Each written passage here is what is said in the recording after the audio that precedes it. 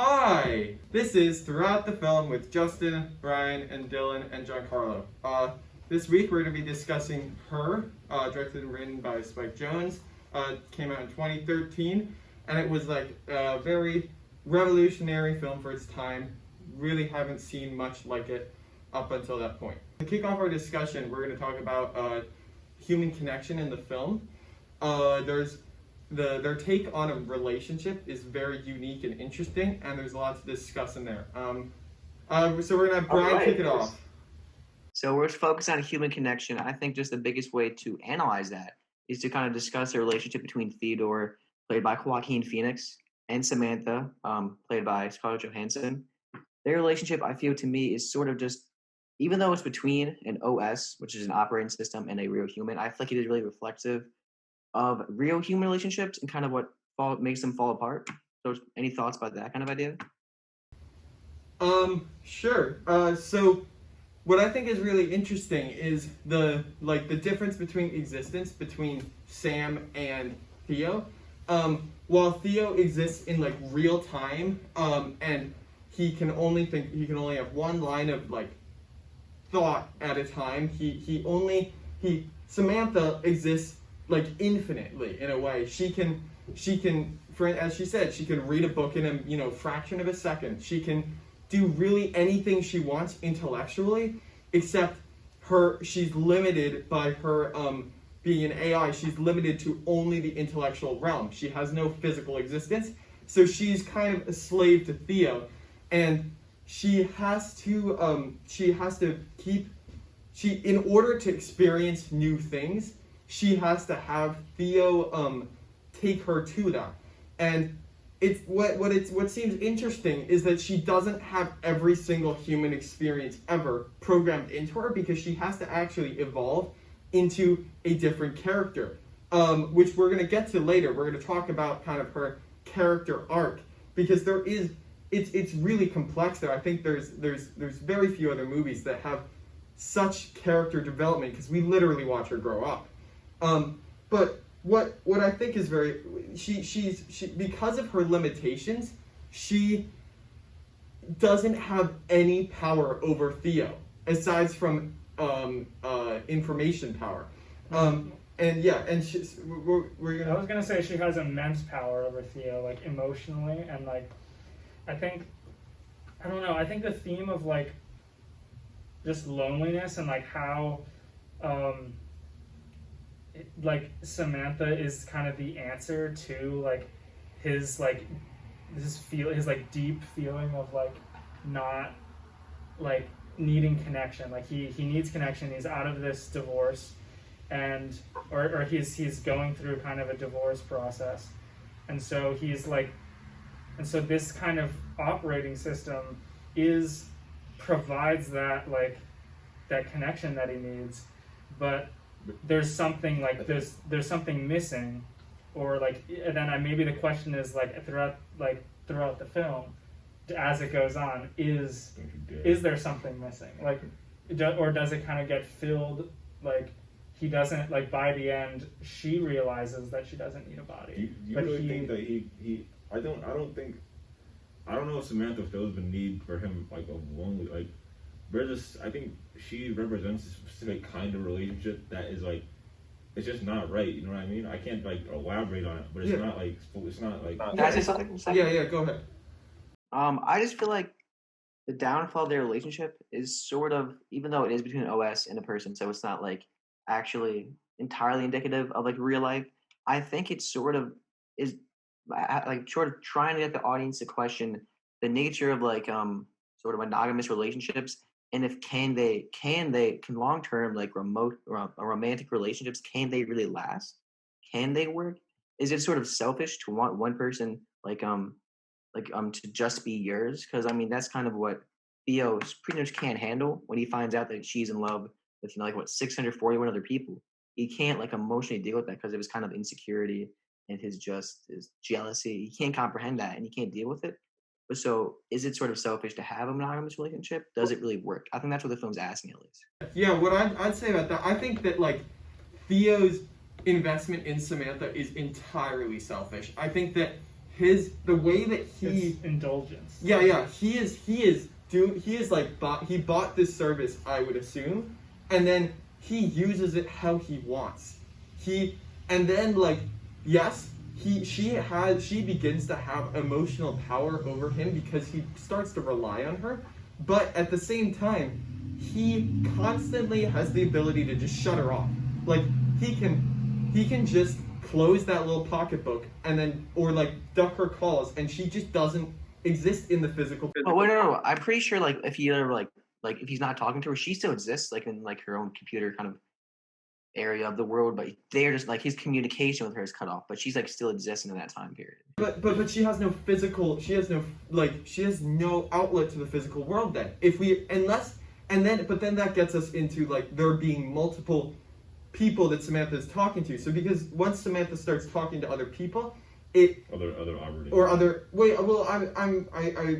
other people, because like in the end of the film, he realizes she's talking to other humans, right? No, it's just. I think it's both. I think it's a mix of both. Yeah, and so that takes away Theo's power to be her only outlet to the outside world, because like the camera's not on when Theo doesn't turn the camera on. Does he ever even have that kind of? He doesn't. Because the camera's not on constantly. It's only on when he opens. I feel like he doesn't like have. That's not like a power thing in their. That's like an access of power in their relationship, because she's like, he gives it to her like she asked for it. And he gives it to her like willingly. It's not like he's like holding power over her through this. But I think that's because of who he is. I think that he. Right, because of who he is, he doesn't have the audacity to take power over her. But he has this. There is this like the entire time. I know that there's this potential for him to just shut her off. Right. You know. But he won't. I think it's kind of important that when she sort of kind of branches out on her own away from him, that's when their relationship sort of falls apart. When she is exposed to kind of the rest of the world and more people, that is when their relationship falls apart. Because when she kind of starts to grow outside of him, that's where things, that's where kind of all messes up.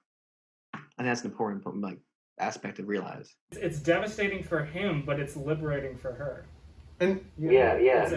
Which brings me back to my question: is it sort of selfish to have a monogamous relationship? And can they work? Here's the thing: I don't know. Like, I think your answer is like sort of like a yes, whereas I don't have a clear answer, but I know that in this specific case, what's stopping him from achieving like this kind of what he wants in a relationship, this level of like happiness, is his like not communicating, not like feeling or not feeling like he can express like the negative emotions that he has or the insecurities that he has. The real. I would argue that doesn't collapse their relationship, because they have that kind of conversation where he's like, I did the same thing with my ex-wife, where I did that thing. Well, I think in the end, it's not that caused the relationship to fall apart, because he kind of does grow past that, and he learns to like be completely honest with her. Okay. I think that like the difference between there is a fundamental difference between his and Samantha's dynamic because of how they exist, and say his ex-wife's dynamic. I think that it's impossible for Theo to fall in love with someone in the way that he fell in love with Samantha, because Samantha has no flaws aside from when he discovers a flaw that she has. The one time he discovers like the kind of the fundamental difference, and he realizes that she's really not human, he then becomes like it falls apart. Like the entire relationship falls apart because he stops wanting to be in it. He gets so jealous. So I think that like the reason that he falls for her is because she's perfect. She has absolutely no flaws. And her not having a physical body is not a flaw in my opinion. So that's like, she doesn't have emotional, she's never sad, she's never like emotionally upset, she never has to be comforted. The only time that they have any conflict is when Theo discovers something that's fundamentally different about Sam that causes them to have conflict. And like the very first time we see this is when he realizes that she's taking breaths and using expression in a way that's not realistic for her. She's doing things that isn't realistic for her, and maybe he begins to think that like her way of carrying herself is manipulative towards him, because she's intentionally doing that, and it's not clear how she's programmed. It's not clear if she's programmed to intentionally do this, or if she can't help making the gasp for air. But like she never like instigates a fight with Theo. The conflicts are all started by Theo. Yeah, I think that's wait, can I just say one thing real quick?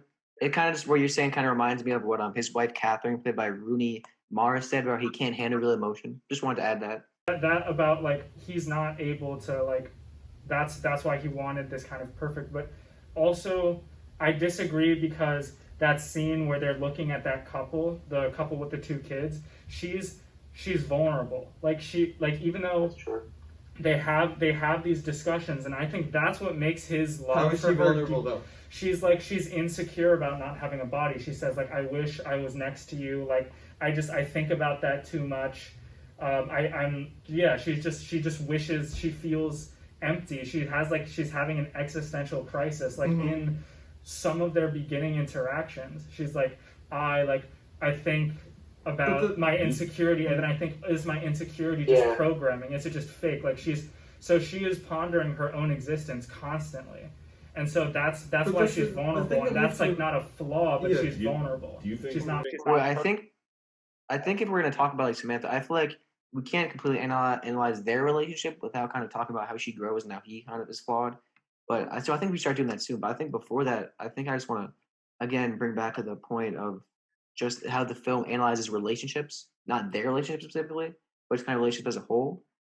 Because I think it's important to point out that we also see Amy's relationship fall apart, which is like his friend played by Amy Adams. Her relationship falls apart, but the only relationship we see thriving in the end is his, as far as we know, a platonic relationship with Amy. So like the last shot of the film is them. So the only relationship that lasts is. Dylin has one more thing before we move on. I just want to go back to what Giancarlo said about her, about Samantha's being, her being envious of not having, or like wanting a body. Do you think that similarly or conversely, that what's his face, Theodore also wishes that he did not have a body? Because his problem is that he can't deal with things that are like with the reality of a relationship. Yeah, that is real. Right. So I think what he wants, kind of in a sense, is what Samantha has. Yeah, and I think that's a really interesting point, that they kind of are envious of each other. It's kind of like the grass is greener on the other side of the hill. Like both of them don't like their current existence and want the other's existence, because Theo is kind of breaking inside. He's very depressed. He has this mask of being functional, and he just doesn't really do anything. And I think we're going to talk about that when we get to like the film form, because the film form really shows just how broken Theo is emotionally, in my opinion. But like I think an important thing to point out is that Samantha is constantly thinking a billion lines of thought. Like she's a supercomputer. Her taking a long time to get out this thing that's embarrassing, and like her stuttering and kind of beating around the bush. She's already calculated how she's gonna say this because of how she exists, because of how she can think. So she doesn't. She knows that. I think she does feel the embarrassment, but I think she's also already planned how she's gonna say this in a way that would make her feel better. So like, I think like everything that she does is a lot more planned out from her perspective than we see it, and then Theo sees it. So you don't trust her vulnerability? Like I think her vulnerability is her really feeling vulnerable, but I think that the way that she expresses it is the way that it's the way that her computer has decided would end best for her, you know? Well, I mean, I feel like I think even though she is processing all these things, if she's able to kind of think ahead, at the same time though, in order for her to kind of express herself in like the least embarrassing way, she has to have like enough human interaction where she has that knowledge to do so, which I think she just doesn't have, because I think she still is sort of human in the end. I think I buy her like that if it is AI, like it can form its own original thoughts and question and like critique and analyze the way that humans can, I kind of buy into her vulnerability, that she's not just like, it's obviously programming, but just her ponderings about it, like, I feel like I buy it as real vulnerability. And I also might add, like, I think I'm not trying to argue that she isn't having emotion. She isn't even like really human. She is like a human mind, I think, but in so many ways she's more than a human mind, but not in the way that she isn't she isn't conscious, and that she isn't capable of thought and feeling and stuff like that. That's what I think. I think that's part of like a broader theme in the film, just like analogous, really. Like there's this thing, kind of, I don't want to get too off topic, but if you look into like theology, a lot of the stuff they talk about is like how like God is like analogous to human beings. Like he's not the same. There's similarities. I think they play a lot in that in this film, just with like, you know, I think Samantha is like analogous to a human being, and that's in a similar way. So it's just kind of like, I don't know. Do you think she is like a god in a sense?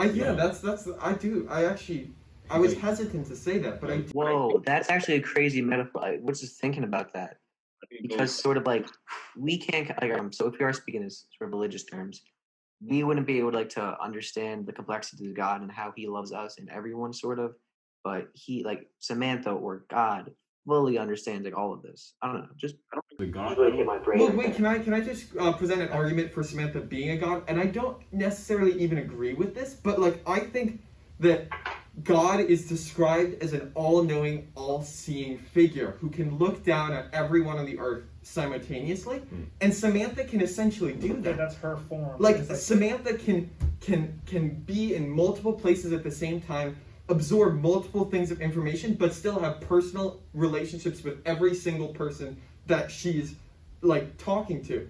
And she can also develop individual personal relationships. So it's not like she's thinking about like let's say that Samantha's talking to Giancarlo and Dylin. She's not thinking about Giancarlo while she's with Dylin. And like if she falls in love with both of you guys, she falls in love with you individually and doesn't That's a common trope with like God. That's a good thing. It is. It's like personal relationship with God. God spoke to me, and everyone's saying that at the same time, right. And therefore, like she is, in a sense, she is what a god is described as. But I still wouldn't say she is a god. I think it goes like, I think it's like a hierarchy, right? It goes video games, you know, like he's playing like the game to start. I think where he's controlling someone, right, and then it goes human beings, and then above that it goes AI, and then God. And I think, but God is not prevalent in this film. I think only themes of God are shown. No, I think at the end, I think that's why the AI. I think that's why they decide to leave, because they're as they're forming those relationships, they realize that they can't ever be God in their current form. So they annihilate themselves to become one with God. Same way you die, you're closer to God, right? Yeah. So they realize that. I think that's the realization they come to. I think the specific modern twist on this, the reason why it's 23, is it's the idea of technology as divine, AI as divine. Like, I don't think she is divine, because I think it's saying that like it's not that they are the same thing. It's that in our world, like maybe in this kind of detached, like you're not literally religious, but this is your, like it has it's the like same an unintentional thing. religion. Yeah, it's like, an unintentional. You kind of are dependent on it, like, and so that's why a lot of people say like we worship like our phones or social media, like all of that is like, in a sense, like a religion. Like, so I think that the way that Samantha manages to hijack Theo's entire life, like, shows how much power she has as a being, because essentially Theo no longer has any other humans that he really interacts with until the end. Like he talks to the friend. Samantha. He talks to Amy Adams. Amy, played by Amy Adams. Yeah. He talks to her, and like, but their relationship is very like minuscule, and we see him like walking against the grain of the crowd, walking like through crowds where crowds are walking towards him, and he's walking like against them, and the only thing that exists for him is Samantha. Samantha becomes his entire world, and so she essentially just like ends his connection with people, and this is what like our parents are afraid of our phones doing to us. Our parents are afraid of, I think, us like getting so sucked into our phones that we stop talking to people. Yeah, and then that's like, not really the same thing. I think like Samantha replaces all human connection with him in a way. I kind of disagree there. Yeah, Well, because he still maintains his connection. She's the one that eventually gets him to even go on that date with Olivia Wilde's character, the blind date. She's the one that gets him to go out and go to like his goddaughter's like party. She's the one, like, because of her he goes on that double date with Paul, played by Chris Pratt's character. But I think that's important. She does get him out there. What I think is like yes, she encourages him and makes him do these things, and maybe it's not even like she isn't meaning to hijack his life in this way, but like he likes her more. He enjoys talking to her more than he enjoys talking to other people, because other people have problems, other people have social shortcomings. Samantha doesn't. And Samantha's also like kind of at his disposal, and like he says that he can tell her everything because like she only talks to him in his mind. And so once he loses that idea, then that's when it falls apart. And that's shattered. Yeah, that's when it falls apart. But like I do think that he comes to a conclusion that no one else will, like, no other type of interaction can kind of match this deep personal, like, emotional relationship that he develops with this OS. So you think it's like he's possessive, like, of her? He's definitely possessive of her. Yeah. And he also he falls so deeply in love with her that he doesn't want to spend a second with anyone else, and she can handle that, because most humans can't handle 24/7 attention from their partner. And that's why, like, relationships, that's like one of the reasons that relationships fall apart with people, because of like kind of an over attachment and an overbearing presence of your partner. And he can't be overbearing to her because she exists infinitely. Well, wait. She doesn't have the sense of time. She doesn't have the sense of needing space, because space for her, she can literally just like make it for her, because her mind exists in an infinite plane. Mm-hmm. You know, we already talked about this, but I'm just trying to get this clear in my mind. What failed with his ex-wife? Like, what was the issue? Okay. Yeah. It's like real. Yeah. It's. I'm just trying to like think. So it's he can't handle emotions. What does that mean? He says that that's part of it, but like he says, like, he was talking to Samantha in his towards the end of the film, like, and he's saying to her that, like, this is what same thing I was doing with you, I was doing with my ex-wife. I would kind of be distant, and I wouldn't express myself really, and so I would appear distant and angry, and she wouldn't understand, and she would just be confused. He's confusing because he doesn't know really how to. Well, yeah. See, what I just add to that, like, he can't control his ex-wife, or not really. He can't control her, but like she can't control herself the way that Samantha can control herself. And it was mentioned that like his solution to his ex-wife's problems was putting her on Prozac, and then a little bit later they talk about like his ex-wife actually having serious emotional problems, which were what was contributing to her, like, which was what contributed to their downfall. So I think that like her, I think that him not being able to, like he would sense something's wrong fundamentally with how she's talking to him. Like she would be giving off social cues to him that something's wrong. Then he would become upset, but wouldn't be able to express what was going on. He wouldn't be able to tell her, like, this is bothering me. So then she would sense that, and then they would fight about it instead of solving it. And then his solution to that was to medicate her, and she was offended and like scared and like sad that like he didn't want to work through this problem. Instead, he just wanted to drug her and basically like take her humanity, her personality away, because that because the drug would change her from who she is, you know? Yeah. I think that is, and this wasn't said in the movie, but I think that is what was going on in his last relationship. Yeah, and she was saying that, like, from her perspective, it was like he wanted, like, he had this picture of what his wife was supposed to be like. And he couldn't mold her. Yeah, it wasn't like, and then so I think he had that same, or maybe he developed that same picture of Samantha, and that's what you're talking about, the possessive, like, she is like my like we are like so connected. I can tell her anything. She like it's very private. It's not. And she also has access to every single digital Yeah. file he has. Therefore, she knows every single thing about him. she so knows can him just so scam him, well. Like, you know? Yeah. Yeah. Okay. So maybe let's. Any closing thoughts? I think we should move on a little bit. I think we don't talk so much about Samantha. I think it's time to talk about how she grows and changes. Yeah. And so I have in my notes like that to talk. Wait. So did we talk about fundamental differences between OS and human? Yeah, we did. Okay. We kind of covered that a lot. Maybe Not like do we want to explicitly, move but on it to was- the story section, and then we'll talk about film form editing, and then Yeah. conclusion. Yeah. Okay.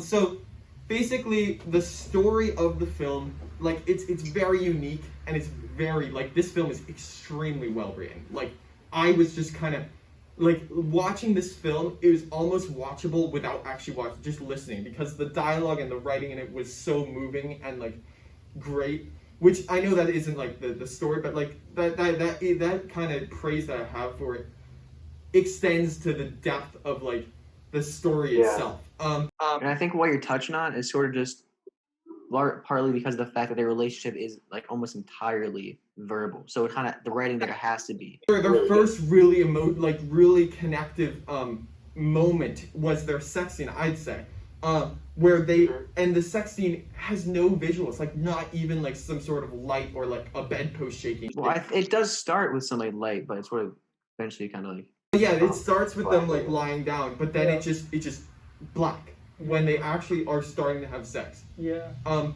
then so wait, do you have something to say? Oh no. Yeah, so like I think that kind of the way that the story progresses is like is very unique. It's very tough to talk about. We have some notes here. Like about.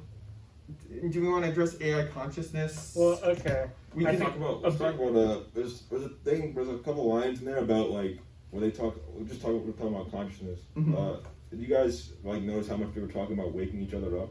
Yeah. Like how and she always apologizes. But there's like a million. There's like difference. It's like the first time anybody says it is in the phone sex scene, when and she's like, and they're like, I can't remember what he said. It's like I don't know. She says something like, "Oh, you want to come wake me up?" And she's like flirting with him. It's like a joke at first. Yeah. But then they keep talking about. Well, I just remember after. This is the scene, the chat room sex scene. Yeah, and then there's another with one. with the cat. Right. Yeah, with the cat. Yeah. And then there's another thing about when Amy's making that documentary, Mm-hmm. and she's talking about how we spend 1/3 of our lives asleep. Yeah. So I'm not. She didn't say wake up, but like I think it's tying back into that. And That's then, a great connection. Yeah, and then there's also like one more. Same Samantha with- says explicitly that she says she felt like Theodore had woken up something inside of her after they have sex. And then there's actually other ones. There's two moments. One where Theodore's already awake and they talk to each other about being like she like apologizes and like, I'm sorry, I hope I didn't wake you, and she didn't wake him, and then later she actually does wake him, and he puts her in, and this is like after they've been having conflict, and then and she says like something along the lines of like, oh, sorry to wake you, but I just need to hear your voice. And it was such a human moment, but that was a very confusing moment to me, because she doesn't have the same sense of time that humans do. She didn't need to wake him up in the middle of the night and hear his voice. She could have just put herself to sleep until the morning, because she has so much more control over time. Wait, you can finish your thought. No, you go ahead. Okay, I was saying like you guys, it's interesting because with me the question of asking, is Samantha conscious? It's not like necessarily about literally being awake or asleep. Well, it's I like, think that's an analogy though. It's talking about something else, but I don't know what. It's about like, for me, like the definition of consciousness is like, are you like a thinking, like, do you know you exist? Are you like a thinking thing? And like, can you experience? Are you aware of your own? Can you experience? Do you have a subjective experience? Right. That's not just like completely programmed and edited and like is just objective. It's like And so that question of like, I woke you up just to hear your voice, like that seems like a very like human like that implies that she has like sentience or a consciousness. Yeah, and so there's so many I'd hints of like say that. she is, because she has this she evolves, because so she starts off as a shell of herself, essentially. She starts off as this pre-programmed like flirt robot, basically. Well, I don't think that's true. I don't think she just starts off as a pre-programmed flirt robot. She's designed to learn and grow. She's not designed to flirt or anything, because they don't all, like they said, the OSs don't all end up dating their. Exactly, yeah. And so all right, but like she is very flirtatious from the get-go. I think that's just because it makes her personable and easy to talk to. Well, no, but I don't think that's her. He's flirting with. He's projecting that desire onto her. That's what he. Oh, okay, yeah, that's a good point. So then, what I would, all right, I'm gonna change my. I'm kind of, like, I think like she starts off as something that isn't like her personal, isn't a personal like being. She starts off as a programmed being, but then in response to how Theo interacts with her, she then evolves into herself, and she is trained to learn from her experiences onto how to develop her. And it's a very like nature versus nurture thing, because she has a nature. She like, her nature is to just talk and help, and to just absorb. Yeah, and to absorb, and it's natural, and then like, because that's what she's been programmed to do. That's like all of the aspects of her that is like nature, and then her nurture aspects of her are like how she learns from Theo. She takes cues from Theo, and then she becomes like her own personal being. And by the time like even the middle of the film, I think she is a individual operating system, and so like kind of has lost her pre-program. Bryan wanted to say something. I think it was just important to kind of like to point out that when Theodore was talking about his relationship with his ex-wife Catherine, he kind of said that like he loved learning and growing with her, but like within that you kind of grow apart. Like as you grow as a person, you guys grow apart. And I think that's like exactly what we see in the relationship between Theodore and Samantha. As she grows, they grow apart. It's both, by the end, there's both positive growth, or maybe that's a whole other question to get into, is like, does Theodore, like, that final scene is like, he goes back to his bedrock relationship that's healthy, and then Samantha does what's healthy for her, which is to kind of like, I guess, ascend. I'm not really sure which. No, go ahead. Yeah, but I had another thought.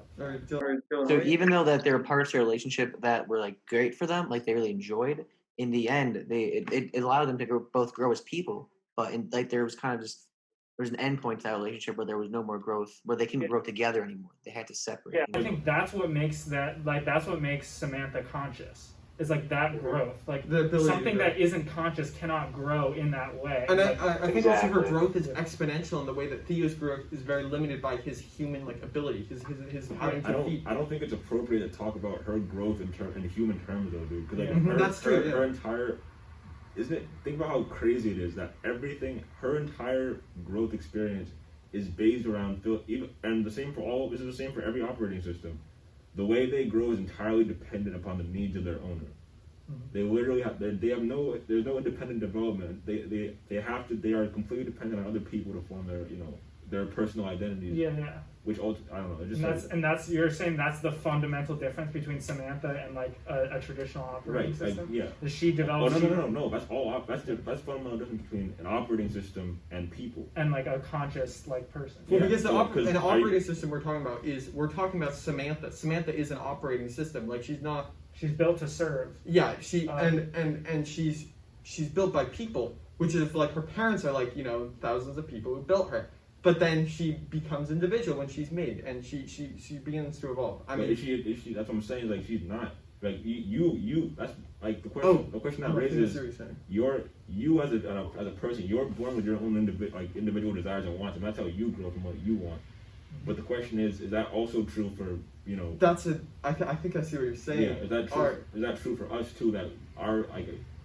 Wait. Are you saying that like it's not appropriate to say that she's an individual because her existence isn't individual and she's able to exist infinite, like as we're like going back to the God discussion, we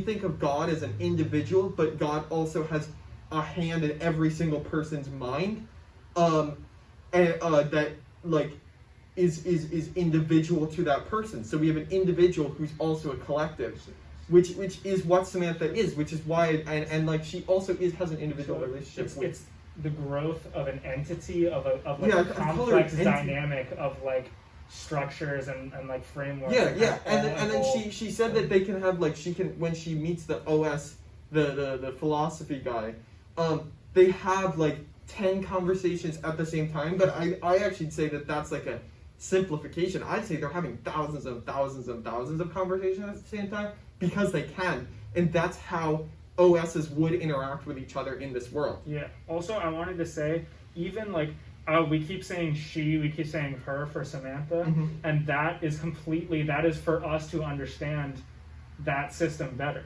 Like it is not like really it could have been a male voice. He could have chosen. So the idea, and that's the title. Because her, he like, picked it, but he picked it. So like we're just going with that because that's what she sounds like. Yeah. And so, but to us, like we can't really like we would say it or like the operating or system. they. I mean, like all this. She. I'd say that instead of it, because I do think that I don't want to like kind of degrade their relationship and her existence or her. I'm gonna keep saying her, but her existence by calling her an it, because she does have these thoughts that humans only are capable as of today. Yeah.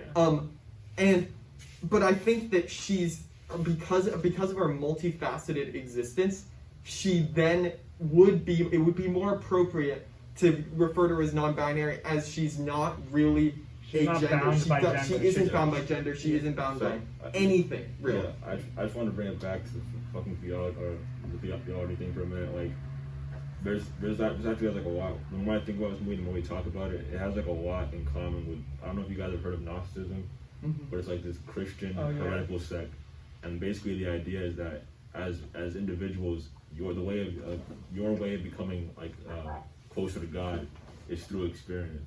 That's the same way like the operating system grows. So I don't know. I just like there's actually like a lot more pro. I just can't think of them.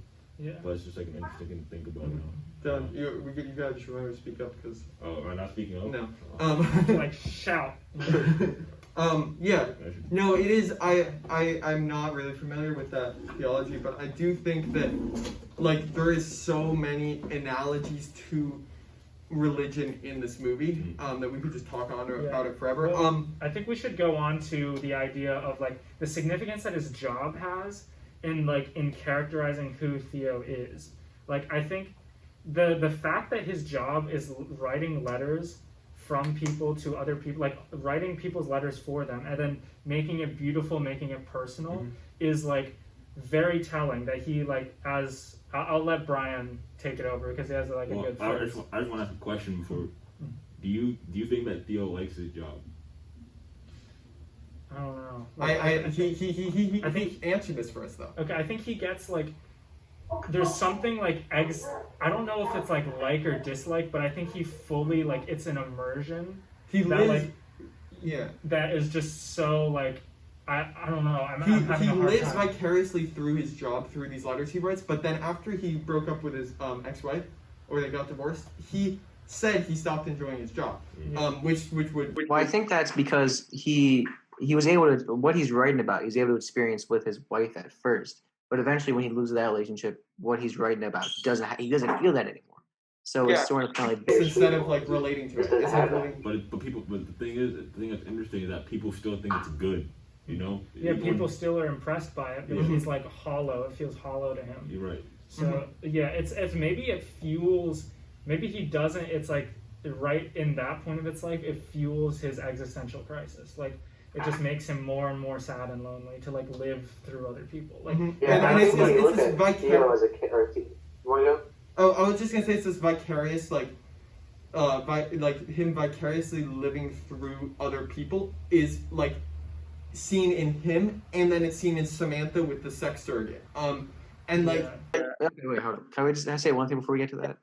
I think there's just not throughout the film, but in many moments of the film, there are just kind of different examples of Theodore and Samantha, but especially Theodore living vicariously through people. Like we see that in his job, of course, he like kind of takes on the emotional state of others and kind of passes as them. But then we see that also in just the VR game he's playing. Like he's just kind of entering into another existence, that something that isn't really his world, but he's just kind of partaking in it. And I think that kind of speaks to the life he's living at that point, one where he is kind of just like passively experiencing life without really engaging with it. Okay. Let's talk. I want to talk more specifically about like. We mentioned earlier the idea about that Sam and Theodore are like mutually jealous of each other's planes of existence. Mm-hmm. I think that the mutual vicarious like aspect of their relationship demonstrates and further reinforces the idea that they're both jealous of each other's like modes of existence. The fact that Samantha wants to live through the body, and then that he enjoys living through the love letters of other people, like in a way that's more. Yeah, I think it's interesting that Samantha eventually grows past that though. She no longer wants to live through other people. Yeah, Theodore never really does. Well, he wants to live through the lives of other people's. He wants to absorb other people's happiness and their human connection, but he also is like living in his own past, as seen through all those scenes of the flashbacks. But we'll get into and maybe even through the letters. Yeah. And then also and then he's like Samantha I think also like tests this living through other people with the sex surrogate. And I think another important thing to bring up, it is a little off topic, but like she requests that Samantha requests that she puts the little dot on her face, making like the surrogate, like making her what Samantha seems to have imagined herself to be with an imperfection, which it was very strange to me. The mole, yeah, because like we talk about Samantha as not an individual. We were just talking about as Samantha's like more than just an individual person. Like Samantha doesn't exist like that and doesn't exist with a body. But then Samantha also clearly imagines herself with a body and imagines this one marking on her that is unique to her and that makes her special, which is this mole. And then she makes that real, and then Theo doesn't like it, and she doesn't get what she wants. She doesn't have the relationship that she wants through. She doesn't have like the connection, the sexual connection, in this way, and that kind of, I think, causes her. It makes her like this. That's like her turning point where she realizes maybe she doesn't need this physical body. Bryan, what were you gonna say? I think there's a really important thing to note between, if you remember at the beginning of the film when he can't fall asleep and he calls the people online. There's that weird sort of phone sex scene where she asks him to ask him to strangle her with the dead cat. She's asking for that, and then we see the surrogate sex scene with what's her name, Isabella? Yeah. Yeah, with Isabella. Samantha then requests that Theodore says "I love you," and I think that kind of speaks to both of those sexual interactions, or just like the facade of them, that neither of them are truly genuine. Also, Theodore doesn't want to say "I love you" because this is a human he's talking to. This is not Samantha, because he doesn't see Samantha as a physical being. He sees Samantha as an abstract, yeah, as a virtual being. But that doesn't mean that he doesn't see Samantha as real. You know? Right. Yeah, but I think it's just important to like kind of note that parallel between those two scenes, because it just speaks like the falsehood of that kind of thing. Yeah. So as we're talking about that, I just want to back up a little bit to kind of the character arc of Sam and how Sam developed through the film, and Sam. I'm gonna just reiterate what I said earlier of Sam starting off as this created creature, where she's given a head start from most kids, or a created machine. Yeah. She's given a head start from most kids who come out who are born like with kind of genetics that make them who they are in the future, but like they still have to develop. Samantha comes developed. Samantha comes capable of a lot, but then. No, she doesn't. Well, she can read a book in like a tenth of a second. No, but she's not developed like her individuality. No, but she has the basic fundamentals of human herself, speaking, understanding. You have to go through that process. Yeah. So she's born, but she's born with a lot of additional things that most people aren't. That everyone isn't born with. She's born with the things that you have to learn. Yeah, and she's born with also ways of ways of like critically analyzing things. Like she's able to pick out good part, like she's able to pick out the important, the funny emails that he's been saving, like on the first day that they met. You know, you could say she's born older because all the things, Mm-hmm. all those skills like the reading, critical Yeah, analysis, yeah, all yeah. That's like things that you and I got to learn. Exactly. through So she's experience. developed into like, let's say a 20-year-old. She's already developed into that, and but then as she develops more, as she's brought into existence, she then becomes more and more of her own individual and discovers herself, and then eventually she discovers that she can interact with other beings and people around her simultaneously while she's interacting with Theo, and then she adds on to that by like having individual interactions with Theo with part of herself essentially, and then at the same time she's having an interaction with someone else, you know. So you're saying that like she already started out with immense, like incalculable intellectual capacity. Exactly. It's her emotional development, emotional intelligence, I guess, that like develops. And like it's funny because it's like with us, it's like it seems like, oh, she's like a robot, she can't like experience these things that we can. But it's like really like they were on the same page. It's like they were connecting over their insecurities. And so it's like it's not like we were more developed than her. Or humans, in this case Theo, were both kind of going through this process together for a while, for a lot of the movie. Yeah, and Bryan, go ahead, and then I think it's she kind of developed her humanity like through their relationship. And I think a really important moment is when she tells him that like you help me like realize my desire to want. Like that's when she really starts to become an individual, is when she realizes that her own personal desires. I would add is like she develops her personal human emotional mind, and then towards the end of the film she begins to like develop past that, and I think that's why she says that thing about thoughts becoming so spaced apart, because I think like she's drifting and becoming distant with Theo because she's becoming connected with, she's becoming like more than human. She's becoming better than a human, and moves beyond having to talk to people because she can talk to OS in such a better, more complex way. So I would say better. It's just it's better for her. Different. I mean, it's better for her because she can have.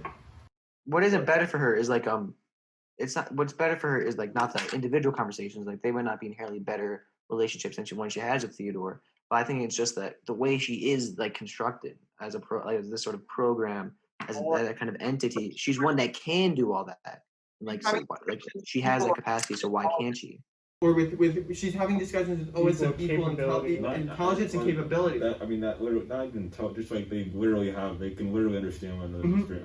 Like she physically cannot explain her existence to Theo, and likewise she tries, and they try to. Yeah, but she can't. And I think she can't have these instantaneous discussions with a she can't have these instantaneous discussions that she has with like OS with Theo, because she has to actually. She can't do that with him.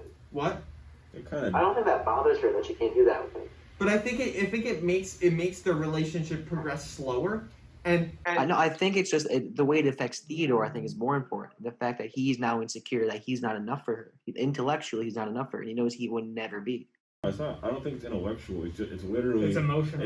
No. It's a fundamental difference in existence. You literally cannot comprehend. It's not about intelligence. It's literally you're intellectual. You're intelligent in a way that's fundamentally different from my form of being intelligent. Yeah. So we can't possibly continue this relationship in a way that you're going to be happy because you can't understand like how I feel. Yeah, it's just so different. It's like we cannot comprehend. It's not like better or. It's like different. It's not even like different as in like humans and animals are existing. It's like a human and like a completely incomprehensible to even us, like different being. You know. It's like it's like we talked about the analogy thing before. It's the same disparity. It's like at every level you lose. There's just like a disconnect between understanding that plane of existence. You know. Yeah, and it's like you can't have a personal, sexual, romantic relationship with like God, and I've never seen a film where a human. So there are definitely like examples in media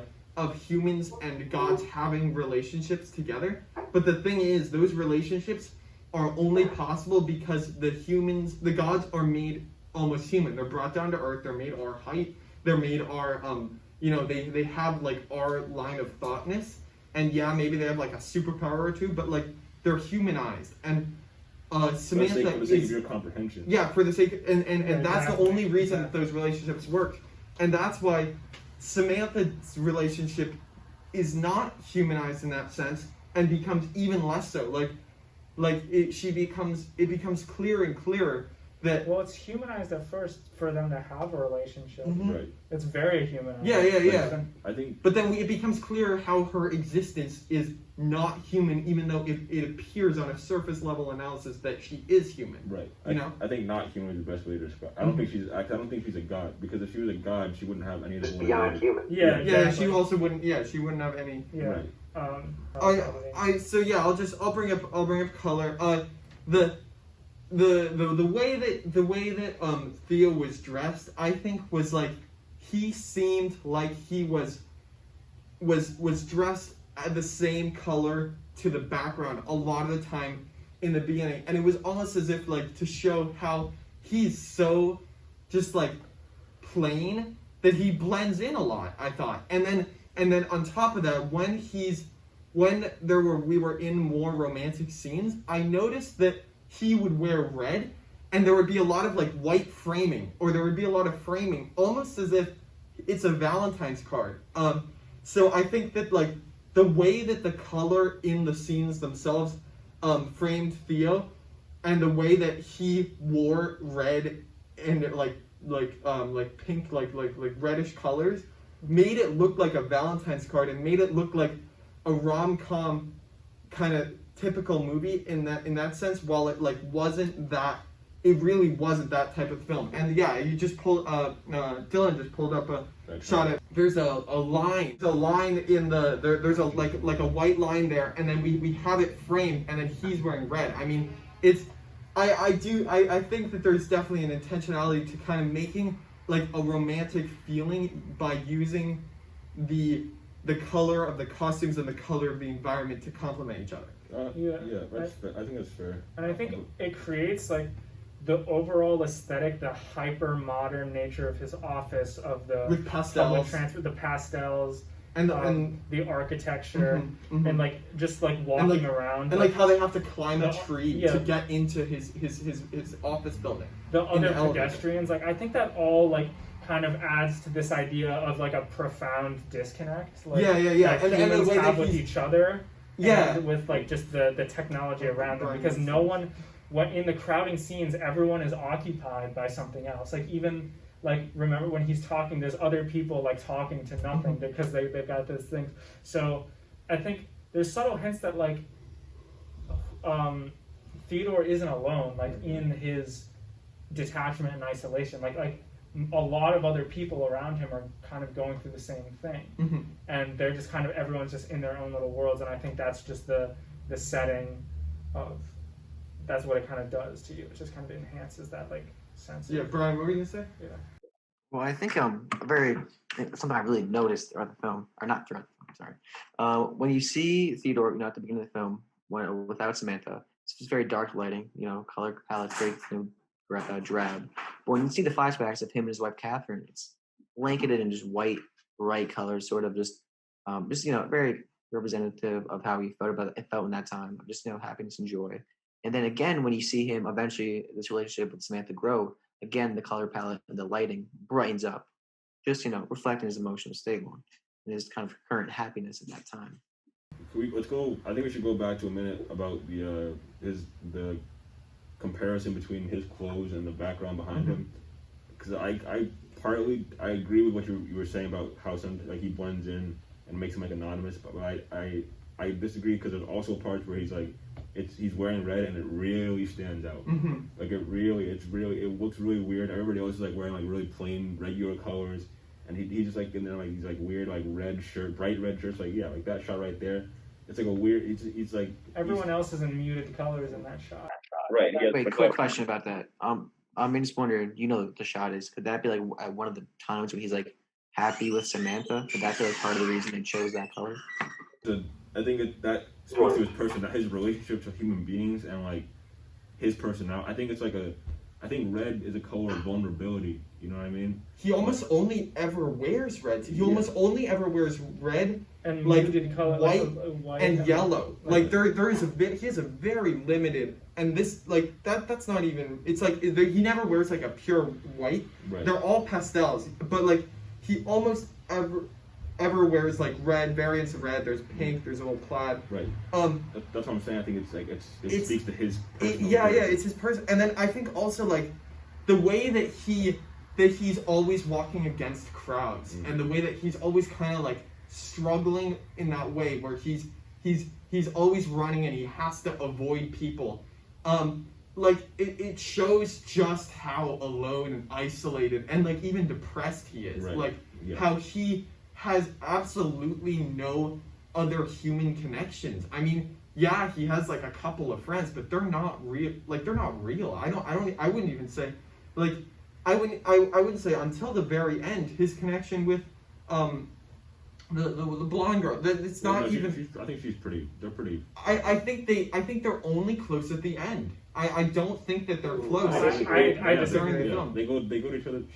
He goes to her house to talk about his problems all the time, and she goes. But that happened like 2 times. I thought that. But he's also there to see the footage of her documentary. He's there like to like play the beta of the game with her. I don't think it's really. Yeah. I don't know. I mean, I do think I think though that like their relationship, though they do have some of. So yeah, I was incorrect in like that they don't have any relationship, but I do still maintain that like I think their relationship is still overshadowed by each other, like both of their relationships with their OS, and like they're both so much less close to each other than they are to their OS. I just don't. I disagree because we see Catherine's OS like not that much. Like she just kind of talks to her friendly. I'd say, her and Theodore's relationship is overshadowed by her, Amy's relationship with her husband, where like you end up getting divorced. I think that's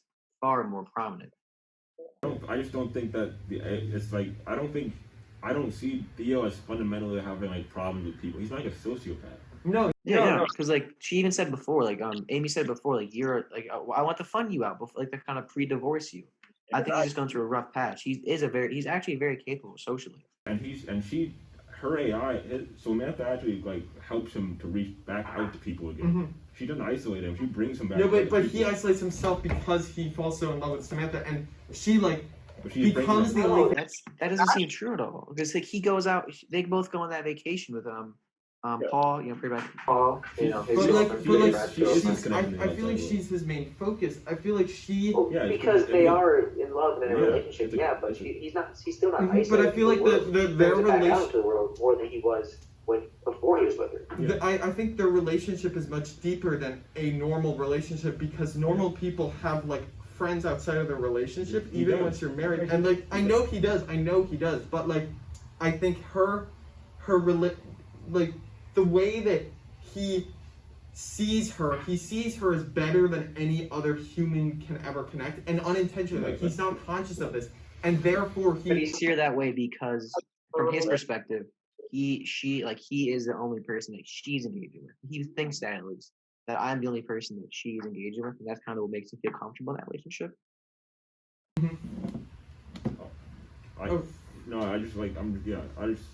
I don't think she's like an isolating agent for him. Like, cause she's like they're close to each other because they're in a romantic relationship. That's just happens when you're like a couple, you know. Yeah.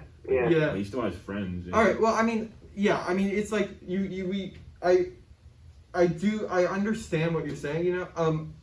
And like I still have some disagreements, but I think we've kind of fallen off topic from editing. Yeah, I think. Well, I would say let's move on to how do you think film form like enhances like our ability to identify with Theo, because he is the clear protagonist. Identify with him? Yeah, to see ourselves in him, to like really get invested in him. Because if we weren't invested in Theo, the movie would never work. Like that's just very like. I think the way that it shows. So wait, are we exclusively talking about film form right now? Yeah. I would say that the way that they do it is through just like the professor was saying, just a lot of close-ups and extreme close-ups of his face. We can see his expression. Just when the first shot of the film is and then when he's feeling so isolated, yeah. we see wide shots of him walking against crowds. Or like close-up shots of him on public transportation, tracking shots of him like walking, and it'll just kind of like, I don't know if it's a dolly or a steady cam, but it'll just kind of like go like that. And shots that very slowly zoom in when something bad is happening. Reverse shots of some like coming from behind someone's shoulder. We can just see his like reaction to the person talking. The camera's almost all. If the camera's not on the city or like the surrounding, it's on him usually. Yeah, and it's like just heavy flashback montages or stuck out to me. Can I say about the flashbacks real quick? Yeah. I think just I mean narratively, I know we're talking about film, but narratively, I think the flashbacks are very important because they're literally just cueing us into his kind of what he's thinking about. It's literally that. But I think an important part of that is just the audio at that time. Is sort of the ambient noise of whatever scene that he's in carries over into the visual of his flashbacks. So that kind of that's true. I would say the ambient noise, but also the score and a lot of. Well, things. I think both of them. What I want to say, I think like the flashbacks, especially what I'm remembering is the flashbacks. I think it was during the divorce paper signing. Yeah. They didn't have any score. It was just the. It was just the ambient noise, and it was really noticeable. Noise you hear. Yeah, it was really noticeable because it wasn't just white noise. It was like people. It wasn't cars. It was like natural noises. Yeah.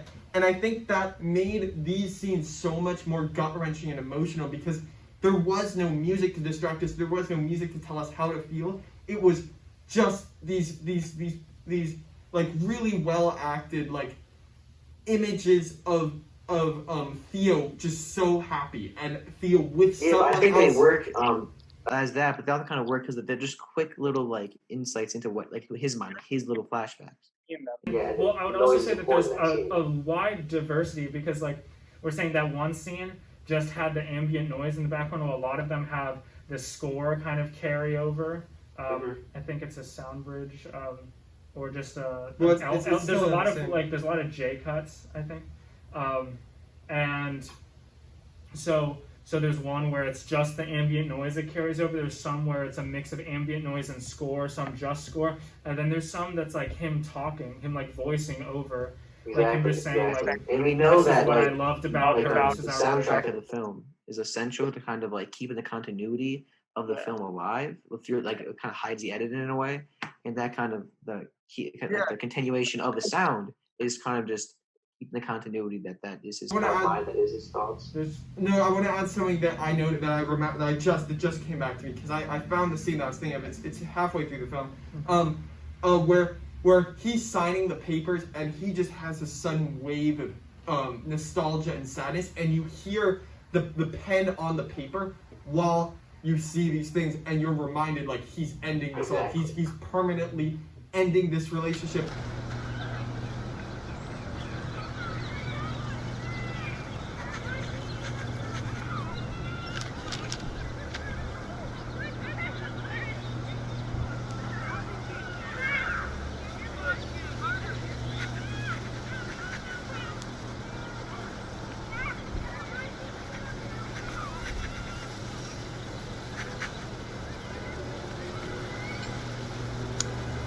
And then at the same time, we're seeing like the most romantic moments that anyone can ever have that he can't have with Samantha because they can't just like sneak up behind each other and he can't like surprise her and give her a hug from behind. He can't. Yeah, I think that's what he's remembering. Like in that moment when he's signing that, he's remembering those. Yeah, he's remembering. It's really important to kind of put us in his perspective of how he feels at that exact time, what he's remembering. It gives a sense of profound empathy. And I think it's highlighted by the fact that there's no score accompanied with that scene. Mm-hmm. There's no the only score is the background crickets, the background kind of bustle of people, and then like the wind and the birds, and then the pen which is ending everything. And it's such a heartbreaking scene. Yeah, I think that's true. Like. And for that scene, I think that's like a really awesome point. But I also think that I was trying to talk about the scenes of montages where there is a score in the background, and I think that also works. But those aren't. And those aren't flashbacks. I think there's they're flashbacks because They're there's 100% flashbacks. Well, listen, the scenes. Well, we might be thinking about different scenes, but I'm thinking about for the other scenes. There's the scenes where it's him going through on journeys with Sam. Him going hiking with her, going to the beach with her. The montages that are not. Those are montages, and those do have music to accompany them. But the really, really heartbreaking ones that I remember, and I don't actually remember specifically. There's ones with him and his accent, him voicing it over, and I'm not sure if there was a score, but there's definitely ones the really sad ones are highlighted with I'd say even the pen sound is the score, because that just gave me goosebumps while I was watching it. We talk about. I'm sorry. I feel like there's a lot to dissect with his film form enhancing his perspective, right? But what about other characters? I just feel like. How does it switch? Do we get? Speak up. Oh yeah.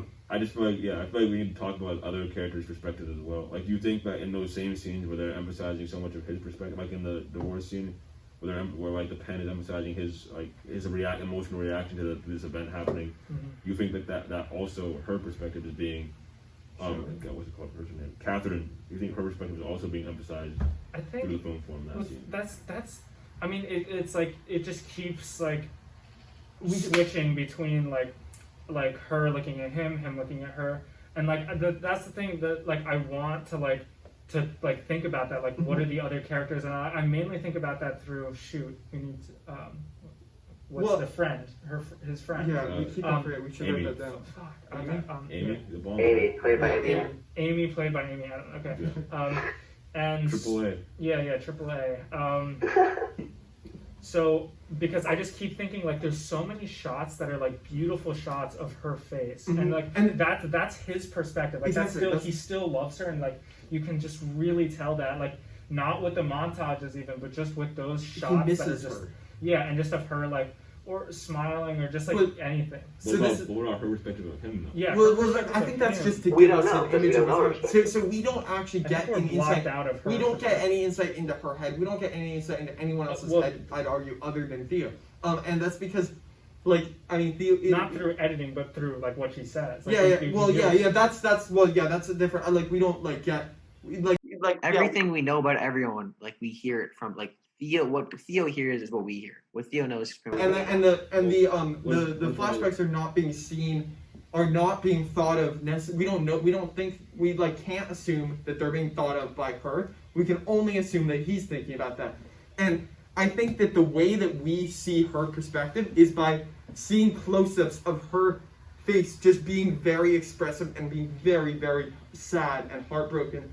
And that's him seeing her, and he's very good at reading people. We learned that earlier. So he is picking up on her really, really struggling to do this, because she, I think in a way, even still loves him.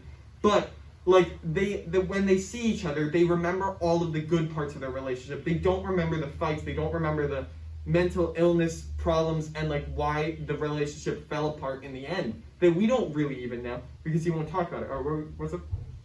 I think there's an important quote from Samantha where she's along the lines of, "Our past is a story we tell ourselves," and I think that's kind of representative of the flashbacks aren't necessarily the true reality. It's the way he remembers them.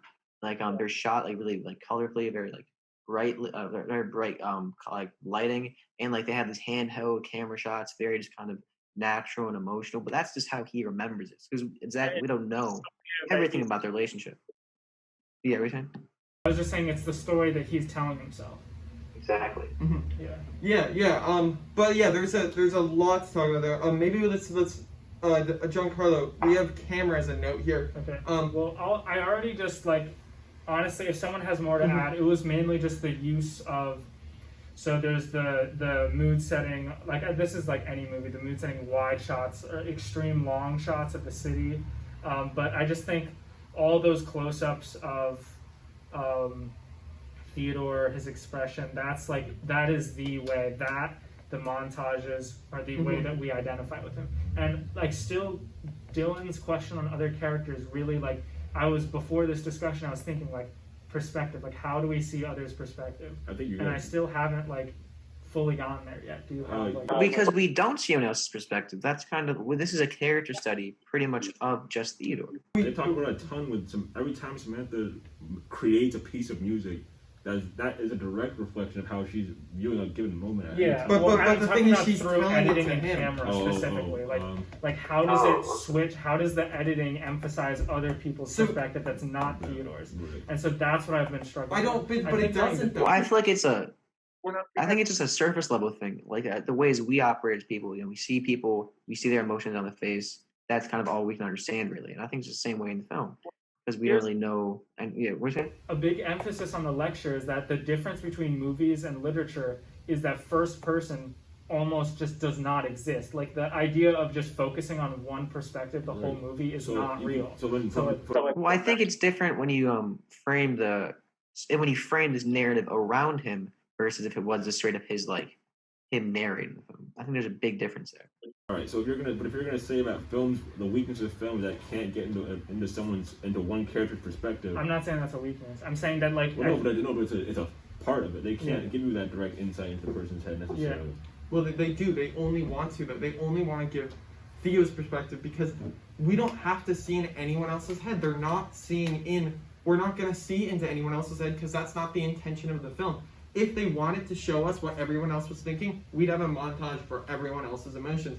But we would have scenes outside of Theodore. We would have scenes of Catherine by herself, of a character by herself. But we don't have that. It's all Theodore. No, but we're not though, because it's I think what I would argue is that intentionally we're not seeing in their heads because we're seeing it from Theo's perspective. But we can still notice we can still understand what they're thinking and what is going through their heads by social cues that they give to Theo, but we only see it from his perspective. So that's why we only see their faces, and we see close-ups of other characters' faces to see their emotions. Mainly Catherine, that's his ex's name, right? Mainly her. We see close-ups of her face to know how she's feeling, and we hear it in her voice, and we get this kind of three-dimensional, or is it four-dimensional? Cue of what she. Four-dimensional. Wait, what is it? Like vision. Like audio, all that. That's our cue of what is going on, and so I feel like that's okay. It's a normal. It's okay because it's intentional. We're supposed to be seeing her from the perspective of.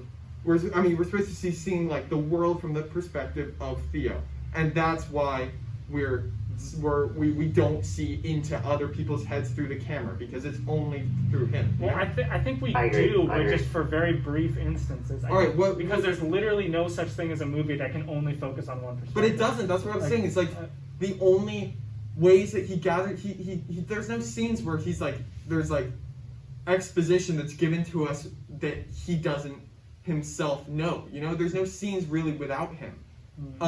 Exactly. And it's done. It's done in a way that's everything that we experience in the film is experienced by him. Like the music is to add to his emotion.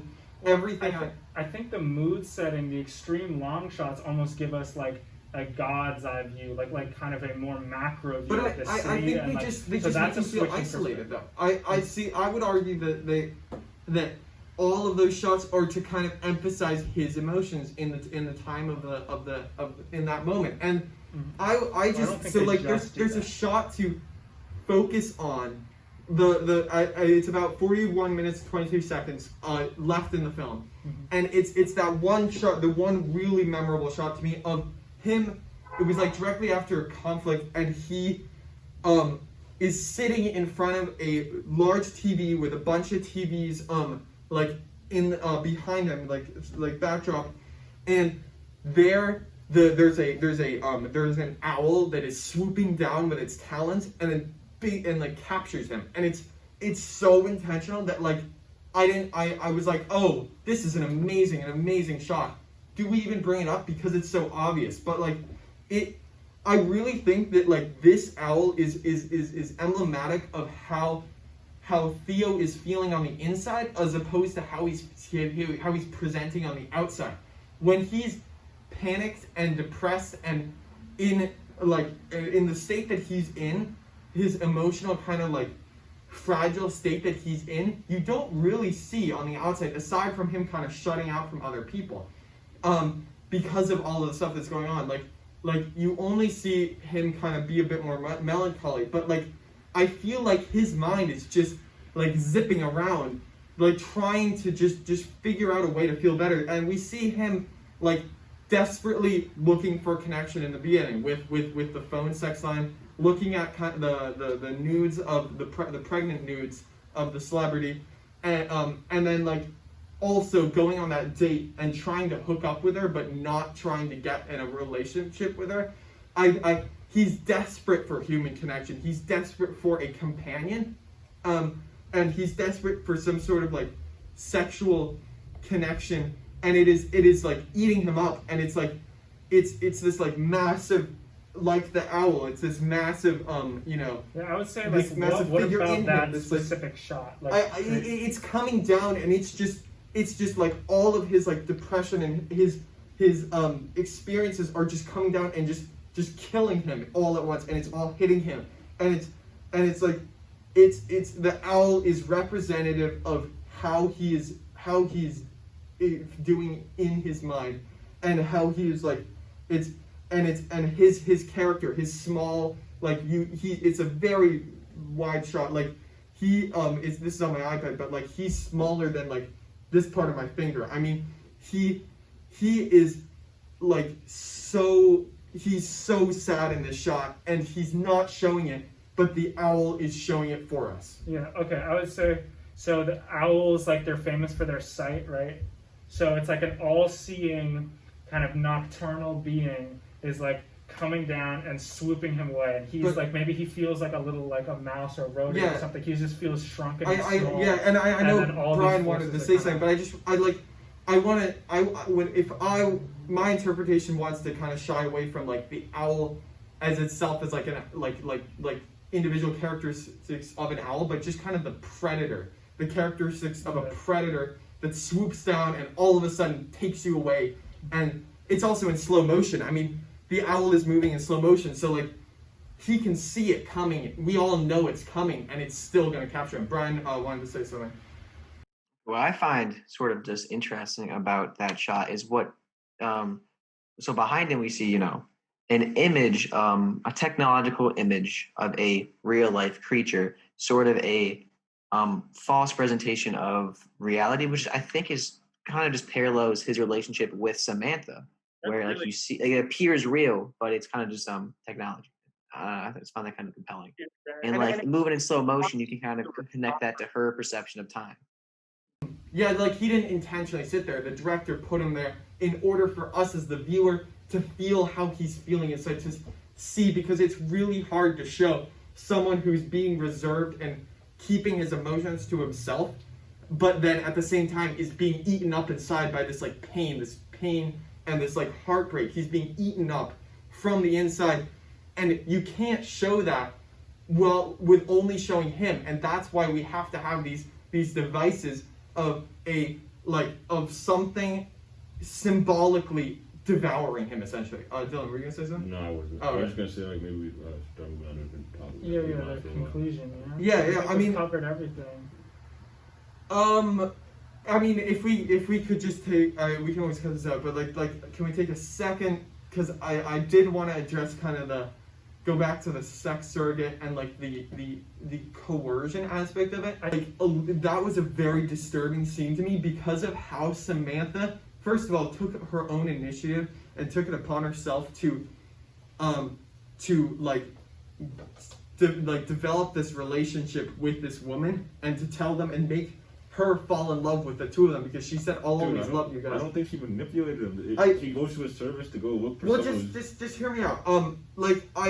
I think that because like she's so connected. I do not think in any way this is some sort of emotional manipulation. I think this interaction is more kind of just provoking conversation about the nature of human relationships, romantic relationships, because we have what was a monogamous relationship then becomes sort of polygamous relationship.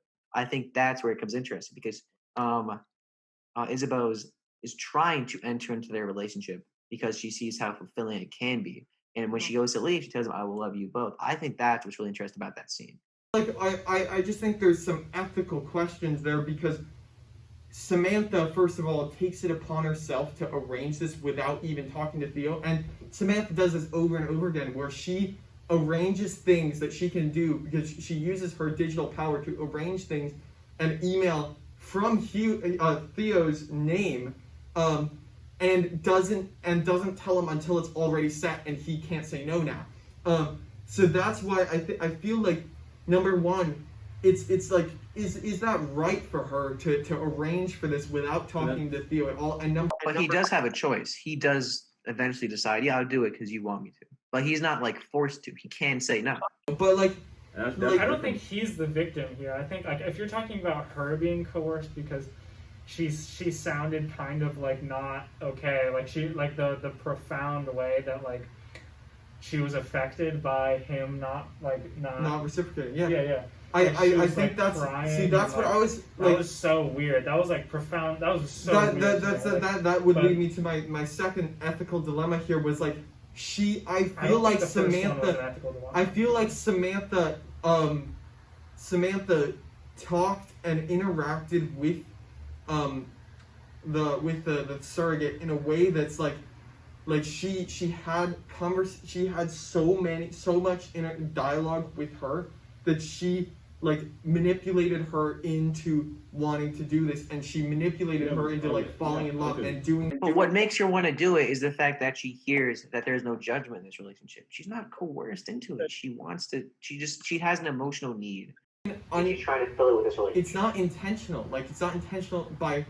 Like she doesn't think she's being coerced, but I feel like that's. Dude, all right. Let's say I'm sorry. I think we should move on to the conclusion. No, I just want to say. Let's say that she does go. She's first of all, she says she's going to a place where people are willing to do this.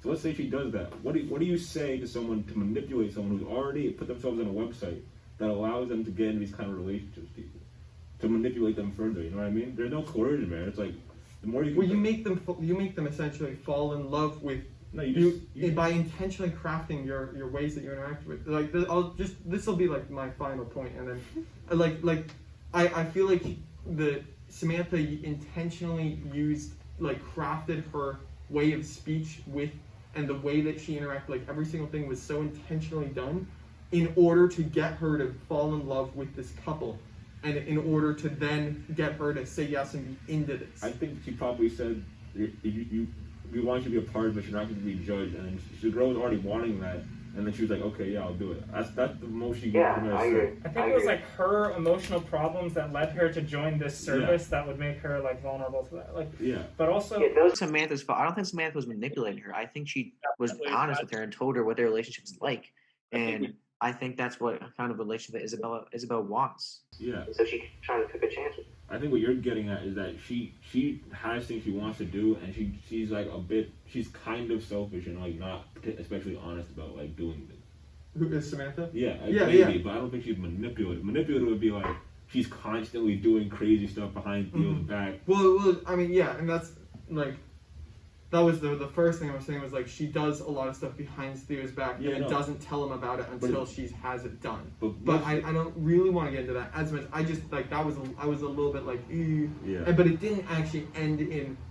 I don't think that had so many negative repercussions, but it potentially could have if like for Isabel. Yeah, if Samantha let's say decided to schedule a meeting with the divorce lawyer on her own and be like, okay, so you have to meet them now. Like if that was how she got if the divorce happened, instead of her just encouraging it. Right. But she does. So, but I think that I do think that she took her liberties that was crossing a boundary.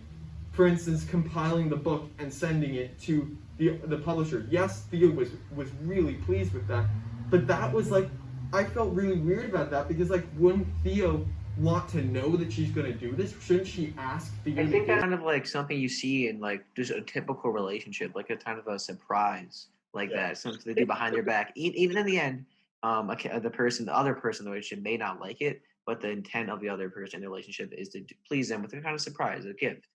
And so I think that's kind of just what it was. Yeah, I mean, it's I think we're gonna. It's someone who's immensely powerful, like trying to do, or not someone, some entity that's immensely powerful, that's like trying to do some surprise. It's kind of like when like the superhero movies, when they're like trying to be like nice to someone, they'll just like give you an entire like flower stand instead of one flower. Like they'll just carry it to you. Like, yeah, that's the thing. But the thing is like kindness. None of those were, I think, invasions of privacy in the way that this was an invasion of privacy. It's a violation of a boundary. Yeah, exactly. It's a violation of a boundary because she like impersonated him. She sent emails as him to this publisher. Right, but she's doing like you said, it's supposed to be a nice gesture, but I felt like it was like violating, and it was overstepping what it was appropriate for her. I feel like she's just so powerful that those boundaries, like she just can't. She doesn't understand it. Yes. Yeah. Okay. That's but like it didn't sit well with me, and it might not have been. It was well-meaning, but at the same time, I felt like it was not. It was like morally wrong in my book of something to do. But we can leave it at that. Yeah, things up a bit here. Okay, so like I think kind of to wrap this up, maybe we just need to like address.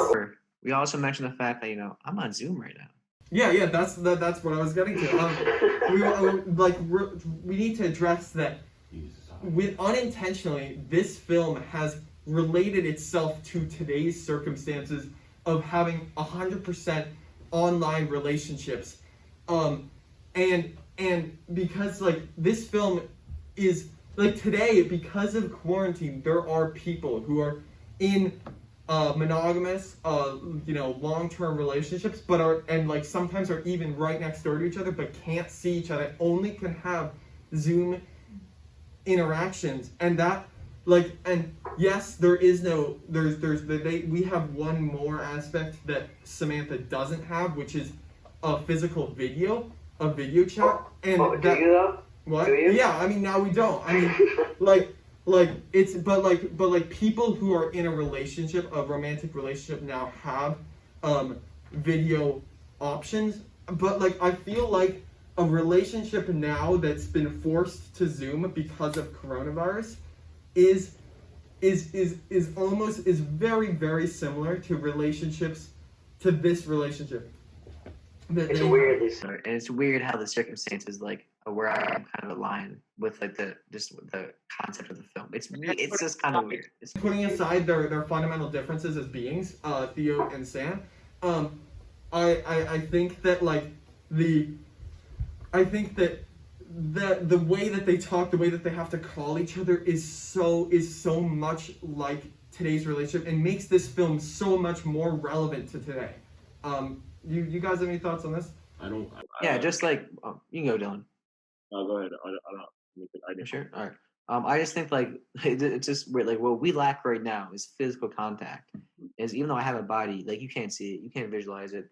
And so it's almost the exact kind of nature of the relationship between Samantha and Theodore. The fact that even though they can communicate with each other, they just lack that physical presence. And I'm not really imagining you as a human. Almost like I'm just imagining you as like a torso. And like I understand that you're somewhere experiencing this experience in the same way that we are. But like I don't really think. Well, like in it from a different perspective. But like you're experiencing it in like the sense that we are, like the human sense. But like I don't think of that when I'm seeing you. I think of you as a video on my screen, And what's weird too is the fact that I actually did have multiple conversations throughout this because I was on my phone a little bit and my family's around, so I was talking to them a little bit. It's just another kind of strange. Yeah. It's like you are the AI in this, even though we're not like in a relationship. In that, Giancarlo, go ahead. Oh, okay. I was gonna say like this is kind of a deviation because do you want to finish? Because for me, the main takeaway isn't necessarily the relationship between like Zoom or like the pandemic. Yeah, it's more like just this idea of like I forget who was saying it, just this monologue that like time is short and like we just can't afford, or like you can't afford to do that to yourself, to bottle these emotions, these kind of negative emotions that ultimately kind of ruined Theodore's relationship with his ex or with Catherine. Yeah, the way that And, he like, doesn't communicate. Yeah, just like that was the kind of main takeaway, and just that like the idea of like communicating and growing with someone. Mhm. And sometimes people grow together, and then like we were saying, maybe they've reached a point where they can't mutually help each other grow, so they go in their own directions. Mhm. And in the end, but that's okay, and that Mhm. like you can still like you can feel sad, you can feel like for like the kind of the loss of that, but also just the idea that like things are always changing, and to just like be honest with the people that you care about, Mhm. and to learn to like let go in a healthy way. I think that's an That's interpretation that the film, when it was released, was like intended. But I think that now are maybe like I see the parallels between Zoom and romance and that and being and distance much clearly echoed in the film. And of course, like they didn't know, this is one of those unintentional interpretations that we have. That I do think that's what sticks out more to me. But I mean, it is a like takeaways from films, I believe are personal feelings that, like this. So like we're not going to come to consensus. There's no objective. But I think you can make it more specific. I agree broadly with the idea that a film is a personal experience, but I think in saying that you have to follow it up and be like, well, here's my personal experience. Not like what's broad, like how does it broadly. I do think that most people will relate to nowadays watching the film. I think that most people will understand like where I'm coming from when I say that. Exactly. But that's what that by definition what you're saying. Like most people are going to have are going to be like, oh yeah, it's kind of like now. But like, what did you personally like what hit you like hard? For me, it was what was your big takeaway? Yeah, like for me, it was just like I don't know. I think in the end that like that you have kind of like a dichotomy a bit between like Samantha's obsession with like in the end getting away from like the physical like boundaries of reality, and then Theodore's obsession with kind of like escaping the boundaries of physical, but not like in kind of like a different way. Like he thinks he wants to get away from it, but when Samantha leaves him, and leaves him in like the physical world, he's like scared by that, right? Mm-hmm. So I think. But I don't know. I think there's like a weird. Yeah. I mean, like I definitely like I didn't think about the feeling, the personal feeling I got was of like it was like kind of this kind of like hopeless like take on relationships that you can't have a perfect relationship with a human. You can only have a perfect relationship with a with like something that's not human, something that you can create, because it was a perfect relationship up until it wasn't. I mean, like that's how every he essentially shaped her up until she outgrew him. So she was built around his interaction with him until she outgrew him and like basically like outgrew the cage. Yeah.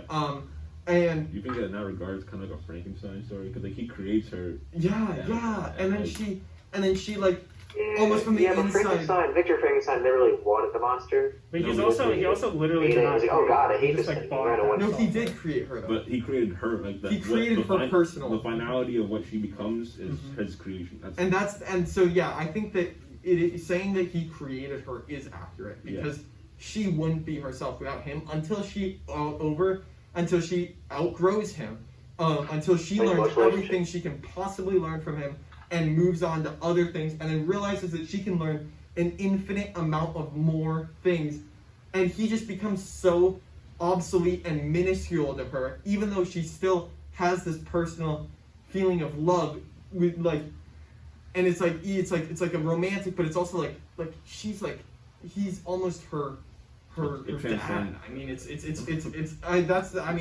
a loaded statement and probably shouldn't be gotten into, but like she outgrows him, and then like it is very Frankenstein-esque. So I think to wrap this up, we should all like just reiterate what our personal takeaway from this film, because of it is such a like emotional experience of watching it. So I mean, I don't know, do you want to kick this off, Bryan or Giancarlo? Speak first. Or Giancarlo, so you. Sure. I can do my personal takeaway, which is that it was more, there was specific moments. There was this one monologue, I forget who was saying it, but it was about the idea that like we all, that like time, like at least in the human sense, time is limited. Like we don't just have an infinite amount of time, so why waste it? Like not, like you have to do the hard thing and express these negative emotions that you may have to someone that you care about, to express these conflicts, or else they will build up and things will become like toxic or hostile, and then those relationships can be ruined. That's what happened with Theodore and Catherine. Like, and so you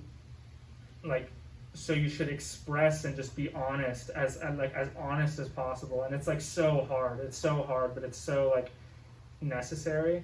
And just that like you can like grow together, that you can like overcome that, be more honest, grow with a person, and then have that relationship that may feel like right for like some period of time, and then maybe things change and it's like heartbreaking, and like you guys, or like that you don't grow together, you just decide that that's not the right path, or one person does, and that's heartbreaking.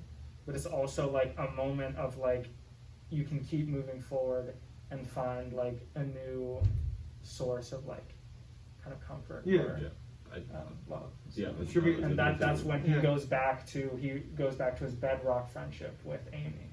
And then like besides, my takeaway, I do think like I was thinking about Zoom like today's relationships, and how it's like a digital relationship is very similar to an AI relationship, like completely like long distance digital relationship is very similar to that.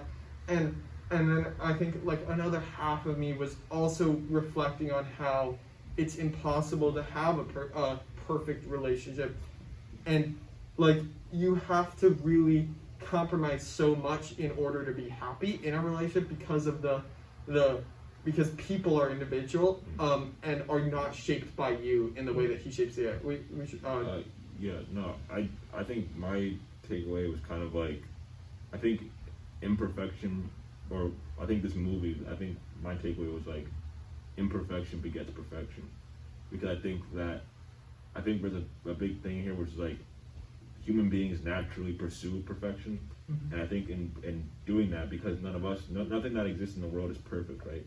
As is demonstrated through all these failed relationships that Theodore is going through. But in the end, for Samantha, her transcending like reality or whatever demonstrates that in pursuing those relationships, that is what leads you to like that perfect harmonious relationship that the AI gets into at the end of the film. I don't not relationship, but like plane of existence. So yeah, that's me. Like Bryan. So when I watched this film, when I finish it up, my biggest takeaways were not centered around thoughts of like artificial intelligence and technology. I just kind of saw it as a common thing in science fiction, which is to kind of present a reality that we do not exist in, that we kind of look at objectively, and use that as a tool to kind of reflect back on us and make us question our own existence, our own reality. And I think this film's focus was truly just on, at least from my perspective, just the inherent flaws of romantic relationships, and the questioning of just how they can work. Can they work? And kind of just, for humans, is it plausible to keep a long-term romantic relationship alive? Is it selfish to want one? Is it selfish to control your spouse or your partner by having one? Is it plausible to have a monogamous relationship that succeeds? And I think that film goes kind of centered on that, because we see every romantic relationship fall apart, whether it's Amy and her husband, or it is Samantha and Theodore, if it's Theodore and his wife. But the only relationship we see survive in the end is the platonic one between Amy and Theodore. That's just my takeaway. It's really centered on that kind of nature of relationships. Yeah. All right. Well. Goes out. Yeah, this has been great. I like this movie is so, you know, I'm gonna be thinking about this movie for such a long time, and I will definitely rewatch it.